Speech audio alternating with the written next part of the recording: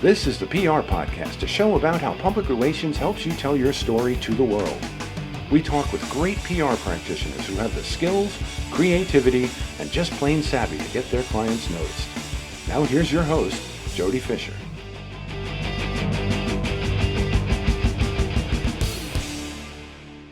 Hey everyone, and welcome to the PR Podcast. I'm Jody Fisher. Thanks for joining us. Well, we started a new feature here. It's called the PR Podcast Plug, where we spotlight a PR pro's passion project. Now, that could be your newsletter, could be your blog, could be your Twitter Spaces chat, something that you do that you love. It's not necessarily a hustle, but it's just something you do on the side that really gets your juices flowing. And if you want to get plugged and share that success with our community here, we want to plug you here at the top of the podcast. We do one plug a week. Send us a DM to the PR Podcast on Twitter. We'll slide you up into the top of an upcoming episode, just like we'll slide into your DMs.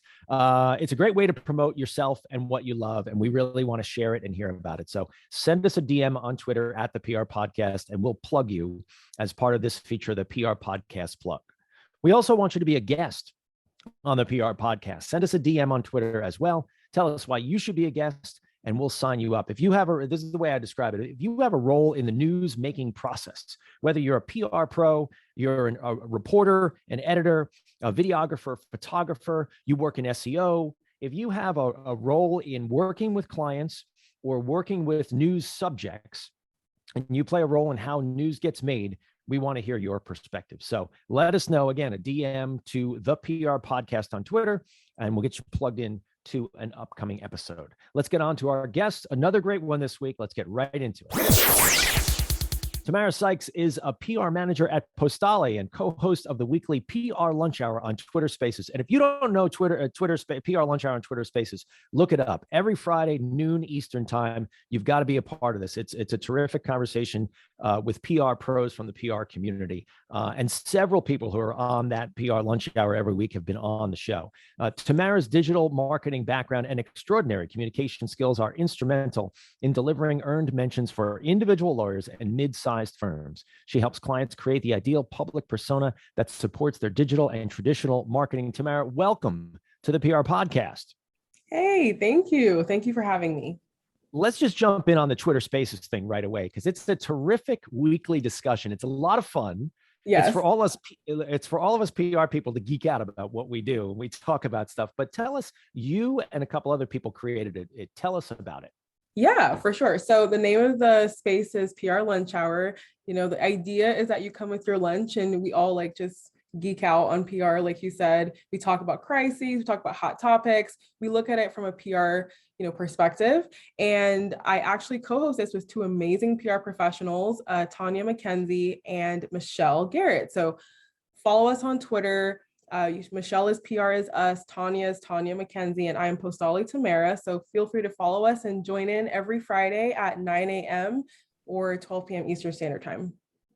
And it's great that we have you on, because now we have already had Tanya and Michelle on. So now we have had all three hosts of the PR Lunch Hour on the PR Podcast. And so I'm throwing feather in my cap for finally getting you on the show. Yes, that's true. It is a great conversation. It's a lot of fun. It typically runs beyond the 1 hour that we allot, because we've been on there. We've gone deep and long on some of the discussions that we have, but They're really great. Mm-hmm. Yeah. It's really interesting. I know a recent one was Peloton, and we talked about the NFL. It's just really cool to look at the news from an objective perspective. And as a professional, that's what we have to do, is we have to break it down, understand what the messaging is, understand what the real story is. Are they telling all the stories? Is there bias involved? It's a lot of fun. So I love it, even though I, of course, am co-hosting, but I love just sitting and listening. And there are also times when we also share tips on how you can be a successful PR professional too. So it's a win-win. Definitely come join us for an hour, or just pop in and listen and then pop back out. Totally fine. And I especially love how each of you three ladies who are the co-hosts bring your individual personalities, and you kind of each play your own individual role. In my perception, Tanya is like the take no prisoners narrator. Yeah, she's amazing. She's great. Yes. And Michelle is sort of the quiet, calmer kind of thoughtful is the wrong word. She is thoughtful, but that's not the word I'm going for. And then you kind of occupy that middle ground where you're always bringing up something new. I Yes. learn something from you every week, and it's Oh, really terrific. Oh, I do. Absolutely. And I think that's the great part about, whether it's that discussion or this discussion, is we always try to share new information, about what we do. We don't want to go over the same old ground about, oh, I write a press release, right? Yeah. But it's like, how do we do our thing, and how do we do it better? And what do we see the changes going on in our industry? And how can we share that information with everybody else? Yeah. It's Tell us a fun. little bit about what you do at Postali.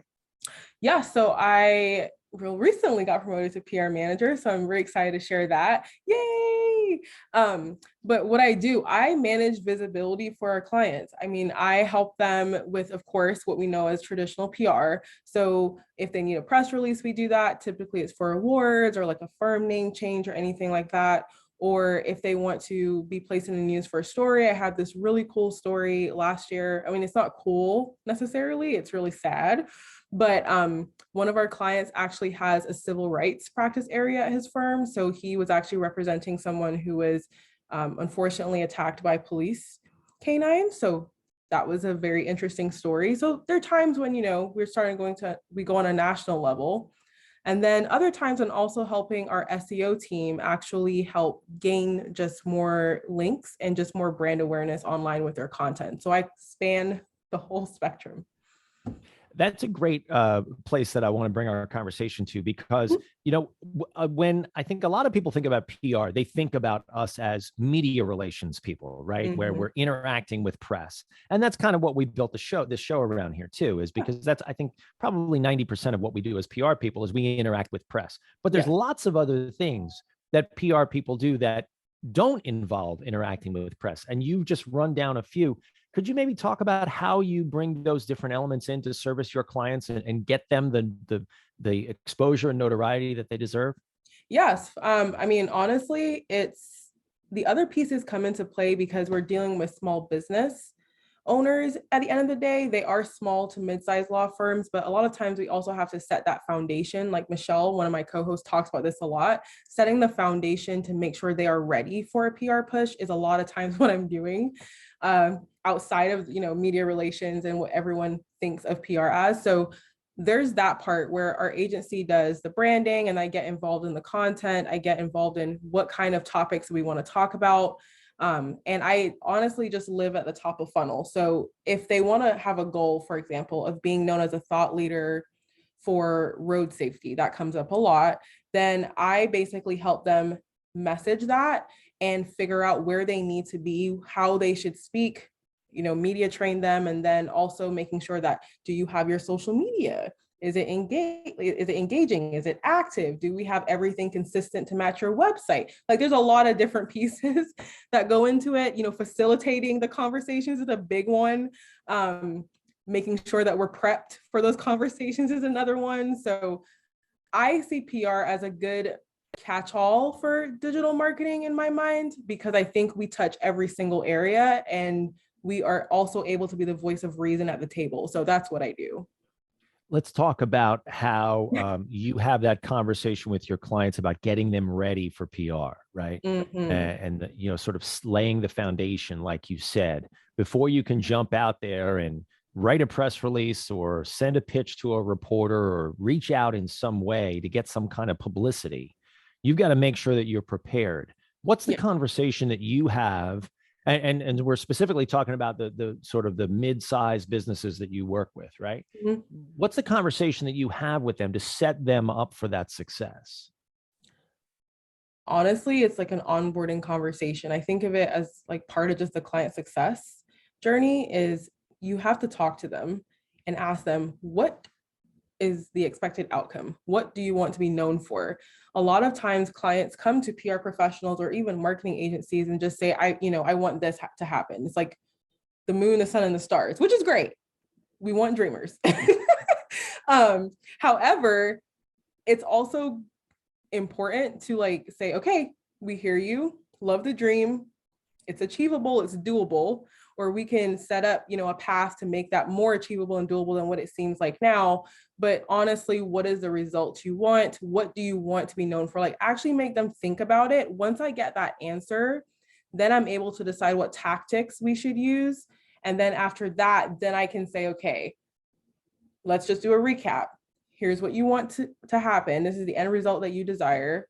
Then, okay, here are the tactics that are going to get you there. And now we need to also do this to actually make you prepared for those tactics. So it does happen a lot with like speaking opportunities. Sometimes people want to speak, but they have no like audio or anything showing that they've spoken at all. So how is a podcaster or like you want to be on TV, like how are they supposed to know how you speak, how you present if you don't have any sort of video that they can like just look at?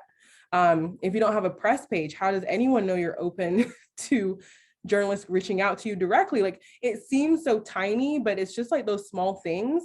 And sometimes that can happen quickly, like in 3 months. And sometimes it takes a little bit longer because you have to then work through mindset and training with your clients. So I like to always find out what is your end result and then work backwards to really have that conversation and show them how we can achieve what they want. Very smart approach. I love that. And I do my own version of that as well.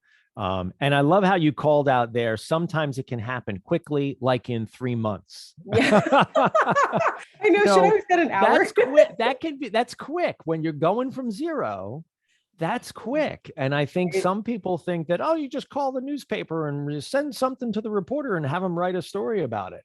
No. It can happen quickly like that. But, and to your point of laying the foundation and setting them up for success, if you want to have long lasting results, if you want to have results that are truly impactful, as opposed to just that, what I call the moose head that you clip out of the newspaper, frame it and hang it on your wall, Correct. right? Exactly. You don't want the moose head. You want the true impact. You want the thing that really resonates to your mission. Why you get out of bed in the morning and run your business or do your thing, right? And that's the stuff that's really going to lay roots. Exactly. And that's what we do as publicists is we help a client put down true roots with the media. What are some of the things what are some of the elements maybe that you use to help lay that foundation? What are some of the things that you do with your clients to get them ready for a publicity push? Thankfully, I will say this, I do have a team that helps me. So I'm not doing all on my own, which is also amazing. But I mean, again, it's going through and saying, like, I like to use this example. I've asked clients this multiple times, like, if you were on the New York Times, there was a headline tomorrow, what would you want it to be? Because even just asking them and saying like, oh, what do you want to be known for? It doesn't actually generate a lot of thought sometimes. So I have to use an outlet that they're familiar with and say, if it was like the biggest headline ever in the world, what would you want to be known for? And that element, that like part of the onboarding questionnaire per se, it gets me a lot of surprising answers. For example, we have a bankruptcy attorney who, like, I asked her that, and in reality, her answer was that she wants to be known as someone to help, like, create a really good personal financial health. That was her thing.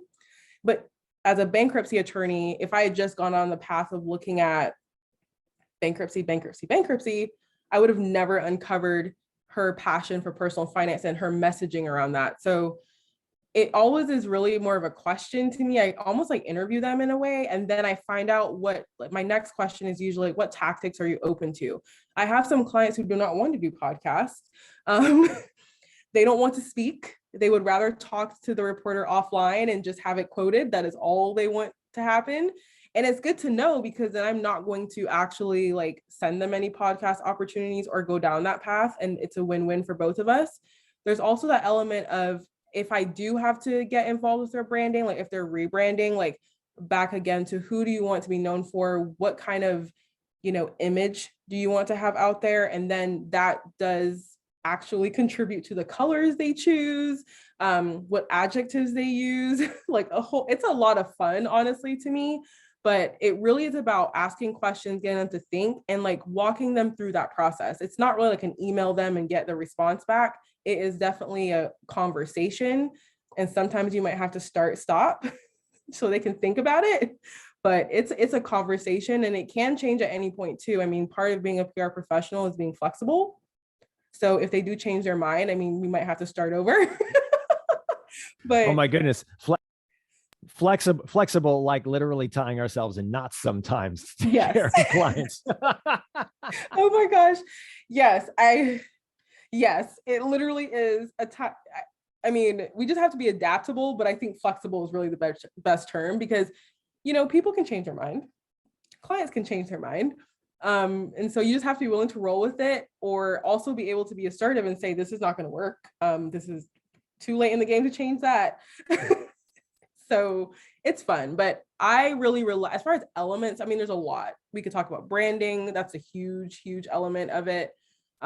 Making sure their colors are great, make sure they have headshots. That's a whole fun conversation to have. Yep. Do we have the right dimensions? If we're going to do a story, do we have all the assets we need? Like, are they readily available? Do I know all the pieces to the puzzle? I mean, we can keep going forever on that route. You really can, right? You really can. And I think that's what a lot of people don't appreciate about what goes into the work that we do for the clients. And so that's what I think it's our job to educate them and sort of set expectations in that manner. Yes. Because I think understandably, especially novice clients will come in and they'll say, I want to be in the New York Times, fill in the media outlet, right? Yeah, I want to be in, and I'll have that conversation about, well, why? What's the point of being in that outlet? What does that do for you? Because 9 times out of 10, I want to be in fill in the blank is all about ego. And it's not about a business objective. But I love hearing you describe about all those assets that you need to put in place, and even down to discovering what you're comfortable doing. I have one client who is a subject matter expert, who is terrific. She's a registered nurse and an epidemiologist, and boy, is she busy the last 2 years, right? But she doesn't want to be on TV. She just does not like being on TV. I think it's because she's a little self-conscious and like she doesn't want to see herself on TV, but that's okay. She's not comfortable being on TV. So we don't pitch her on TV, but I had to discover that. And I only discovered it after the first time I put her on TV. She's like, I didn't really like that. So like, okay, you're our print expert. No problem. Yeah. Totally. But it's little things like that. And it's little things like you describe about, the dimensions of a photo, the dimensions of a headshot. I mean, one outlet will need one that's vertical, one horizontal, one that's this, DPI or whatever. Now we're going down a rabbit hole, but you get, I hear what you're talking about there. There's so much involved before you push send on a press release or call up that reporter who you think is just perfect for this story. You got to make sure that you've got your assets set up. You've got all your foundation set up. Something as simple as your website. Yeah. My goodness. Because that's the first place reporters go. Exactly. Right? To do the legit test. Like, is this person legit? Where's their website? Where's their social? Do they have social? Yes. Speaking of which, you do a lot of work with SEO. Yes. Right? You and you work with a team, you said, and you do a lot of work. Tell me about how SEO and PR integrate. We've had an SEO expert on before, but tell me how you, from the PR side, work with an SEO team to make that all sing together. Yes, it is. I mean, I am going to keep saying this the entire podcast. It starts with a conversation because it does. But at the end of the day, like, as the SEO team is looking for improvement in search results, right? That's what their goal is. And my goal is more so brand awareness and, just improving their profile, just publicly, mostly to their audience, not really just to anybody. And there are times when our goals align, especially when it comes to, we traditionally say earned media, but it comes into place with like reputation management, because there's an aspect of that in PR. And so they're doing it in one way and I'm doing it another way. And we need to be aligned on, how we're approaching that. There's also this aspect of content. So I like to look at the funnels is how we've, made that work for us here at Postali. Is PR is really in charge of any of the top of funnel content. So case studies, white papers, quizzes, just things that will attract people, like your blog posts, anything that's way more beneficial, honestly, to a journalist anyway, or to your audience. versus SEO focuses a lot more on middle funnel or bottom of funnel. So very like sales oriented content, like, hey, hire me. Like a journalist doesn't want to see that. So that's how we split it out. But we always make sure the same story is being told the entire time. So I just come in a lot of times as a consultant with the SEO team to help them understand, like, okay, I know these keywords matter. I know all of this matters, and I will include it in our PR plan and our messaging. However, we might need to think a little bit higher in order to really secure media coverage. We have to get outside the Google box and just think a little bit more strategically about what story we're telling. And another way too is also, generating links. That SEO loves that, because that does help when you're moving it up in search results, any sort of website. So it's, again, I can say like, hey, love that we want to rank for this term, but we need to go probably over here, create, do a study, create content, create an infographic, like just add a little bit more media to it, so it's more beneficial to a general audience, to the consumer, to a journalist. And then we can expect backlinks, and also pitch it for, like, again, it can be linked to if you are on a podcast or you want to contribute content to another site. Like, that's where I start to really shine and help them out. So it's fun.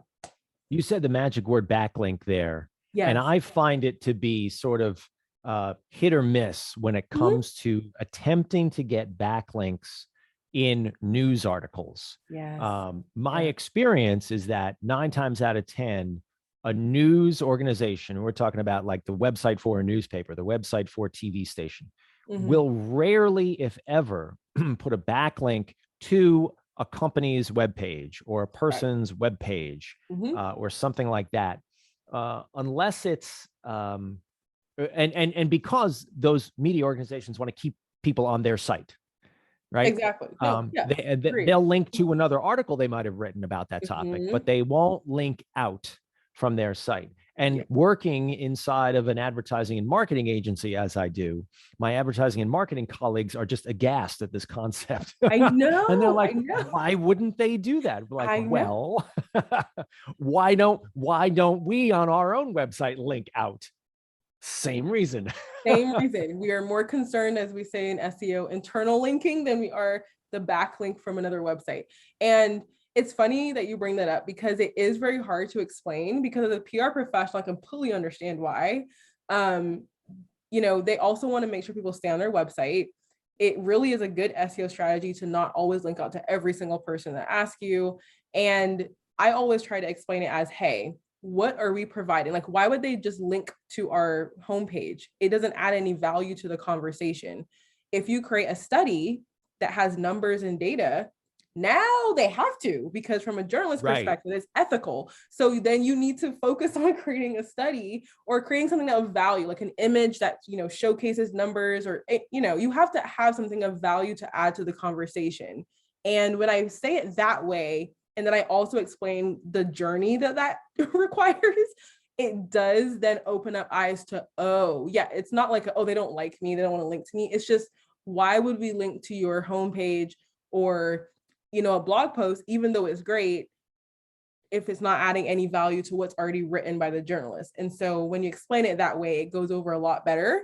It's like, you're not just telling me they won't link because you don't want to ask. I'm like, no, I'm not asking because I want to keep the relationship, and we don't have anything of value to add to their conversation. So let's just focus on, one of my teammates said it this way, and I loved it. She said, focus on the ROR, return on relationship, versus the ROI, return on investment.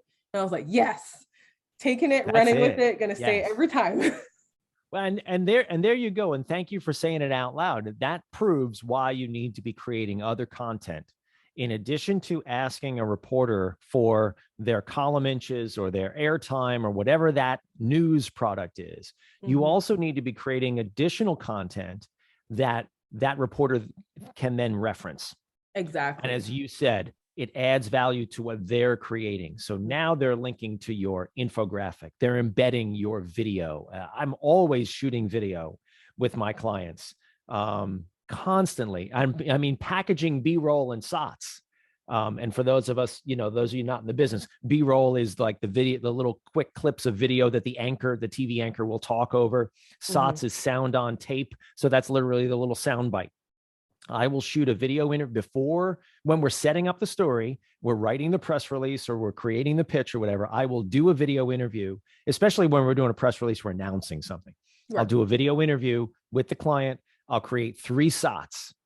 And I'll shoot B-roll and I'll create 30 seconds of B-roll. It's like 6 little 5-second clips all jammed together that they can repeat and rerun as the anchor is talking over the script. You put that in a Google Drive, you put the link at the bottom of the news release, and now suddenly a story that wasn't a TV story is a TV story. Yeah. It's that kind of stuff I think that we've got to do, but we don't get to do that if we don't lay the foundation, going back to your original concept. Talking the client through, listen, before we go and push send, we've got to create all this stuff. And I love the way you describe creating the stuff that has value to be able to link to. Really smart. Yeah. Really smart. Everyone wants a link. I mean, love it. Google loves it. Every other search engine loves it. It's amazing. However, I always even use, like, if I see an article, like I'm just reading it on Twitter, I'm always on Twitter or anything else, and I'm just reading an article and I see a link to a study, I always end up taking it and I'll share it with like my SEO teammates or just any teammate and be like, hey, this is what I'm saying in real time. This is what I'm saying. This is what I mean. Because again, you can say it, but then they're like, oh, examples always help, honestly. It's like, they believe me, they trust me, but I love to also add an example and show like, hey, this is what it looks, and also stress that it takes time. Other big thing. A lot of time. Yes, you got to build that calendar. Absolutely. It's not a day or two.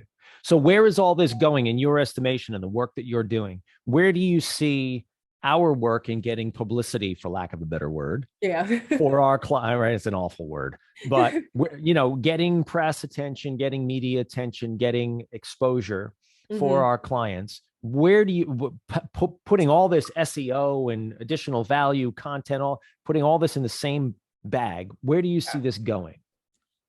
I would say, I think where PR is going to go, I mean, I honestly feel like we're basically going to become part of marketing. Like we're going to become that person that becomes like the VP of marketing or the chief of marketing, head of marketing. The other term, I said it initially, is just when I even introduced myself, was visibility. We really help an individual, a brand, a company, an agency, whatever term you want to use there, become visible to whoever they want to be, the right person. And so I really love the idea of visibility. Just that's the all-encompassing term for what we do. Even if, like you said, you're shooting B-roll, you are doing videos, you're creating audio, like we touch every aspect of marketing, and in a way are the hub that brings it all together and make sure it reaches the right person, right time, right place. So I personally like to think that when it comes to a head, it's going to basically be visibility. I love that word. I'm going to use that word a lot more. Okay, I think it's a great word because I think it truly describes what we do. Yes, which is we create, and then like I said, I use the word publicity, and I didn't only like that. I love the word visibility. I'm going to steal it. Go for it. I think and as PR people, I think we should all use it. That's what we're creating, is visibility. Yes. For our clients. Publicity has this really negative connotation, I think, over time. Like you have people saying like, all publicity is good. And it's like, and, we also live in a social No, it's not. Yeah, exactly. Look at Joe Rogan. No, it's not. And Spotify and Peloton and the list and everybody. Publicities are like, we say this in PR lunch hour, PR needs better PR. And I think visibility is going to help because we also work with social media. We work with so many different like aspects of marketing to make sure their persona is great and protect it too. We're not just presenting, we're also protecting. So I think, feel free, take it, join the club with the visibility. I love it. We're making t-shirts and baseball caps. Love it. I will wear it. Yes. This has been wonderful, Tamara. Thank you so much. Let's segue into the rapid fire question portion of our podcast here, Yes. where we steal a page from inside the actor's studio. We ask our guests a couple of rapid fire questions, simple 1 or 2 word answers, whatever your gut tells you when you hear it. With your indulgence, here we go. Okay. Rapid fire question number 1. What is your favorite news source? Twitter. Twitter. Okay. Well, okay. You may have to change that answer because here comes rapid fire question number 2. What is your favorite social media platform? Honestly, Pinterest. Yeah. Okay. Tell me why. I recently got back into Pinterest. Go ahead. Yay. Okay. Pinterest is really good for seeing trends. Pinterest is also like a visual SEO platform. So if you ever want to like test out SEO and understand how it works, Pinterest is a really good start, in my opinion. And I also just love being creative. So it's really good to see how people do visuals differently, which you could probably incorporate in any campaign you're doing, or also look at content ideas. I mean, treasure trove of content ideas. So love Pinterest. Excellent. Excellent. Yeah. Twitter, Pinterest and YouTube are my TikTok. I still can't do TikTok. I'm trying so hard. Rapid fire question number 3. Let's keep this about you, right? It's not about me here. That's okay. Rapid fire question number 3. Coffee or alcohol? Coffee. Had to think. I think? Yes. Coffee. All right. Rapid fire question number 4. What is your favorite on the run food? Ooh, a cheese Danish. It's weird. A cheese what? Danish. Oh, Danish. I thought you said dinger. I was like, whoa.